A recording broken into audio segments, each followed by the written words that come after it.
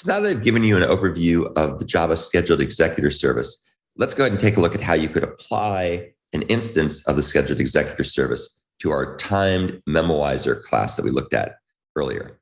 So timed Memoizer is a variant of the Memoizer class that we looked at earlier, except now we're going to add support for timeouts and purging of so-called stale entries. So if you recall what a Memoizer does, it maps a key to a value that's produced by a function, and it caches these values. What a time Memoizer does is it does that too, but it goes one step further, and it limits the time that a key value pair remains cached.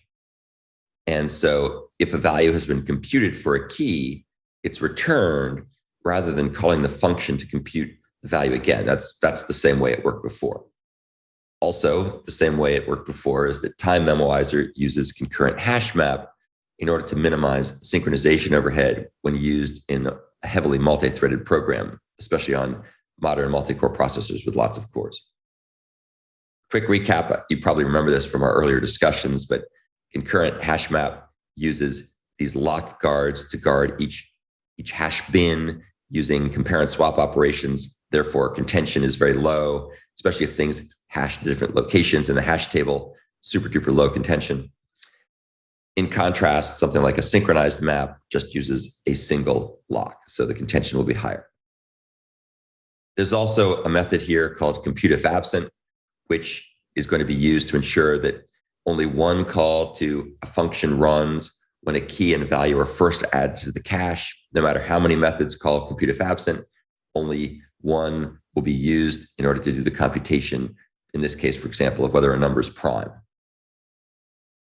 Now, here's the thing that differs time Memoizer from the previous discussions of Memoizer, and this is really cool. So if the key isn't accessed within a given period of time, the time Memoizer will purge the key value pair from the map, whereas the previous implementation just kept those key value pairs around in perpetuity. So they would never be removed, never be purged. We're going to talk in detail about how we do this, but at a high level, we're going to use a helper class, and this helper class is kind of nested inside of time Memoizer, and it's called refCountedValue. And refCountedValue will track the number of times a key is referenced within a given number of milliseconds. So that's the timeout period. And we do this for this implementation by having a runnable called RemoveStale. And whenever we go ahead and create a key value pair mapping in our concurrent Hashmap, we go ahead and schedule this RemoveStale Runnable using the Java Scheduled Executor service.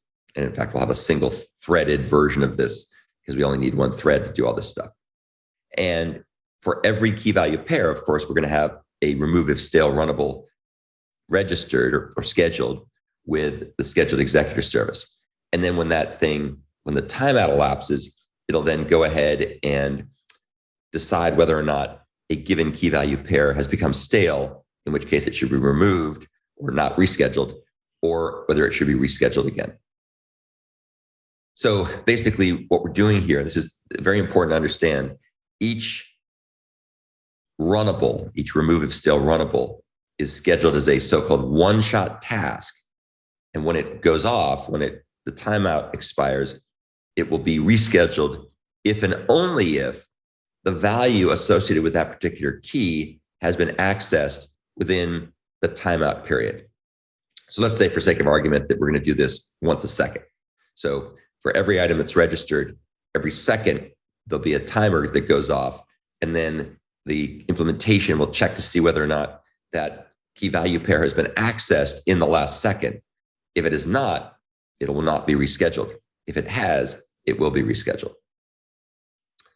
Now, one of the things to keep in mind here, and this is the Achilles heel of this particular approach, is that if we have a large number of key value pairs, then each of them is going to have its own RemoveStale Runnable created and scheduled with a Scheduled Executor service. And so that could become prohibitively expensive if you had lots and lots and lots of key value pairs. So that's the Achilles heel with this implementation. For the time being, we're going to look at the implementation details, but then later we're going to come back and we're going to fix this particular implementation by using another technique that's supported with the Java Scheduled Executor service. So you get a sense of how to do a couple different ways of doing purging based on the passage of time. So that's the end of the overview of kind of the design of the time Memoizer. We're going to talk about the implementation here shortly, but I just wanted you to get the big picture view. And the key thing to remember from all this is there's a separate runnable for every key value pair. That's the way to think about this design. We'll come back later and show another way to do it with a different design.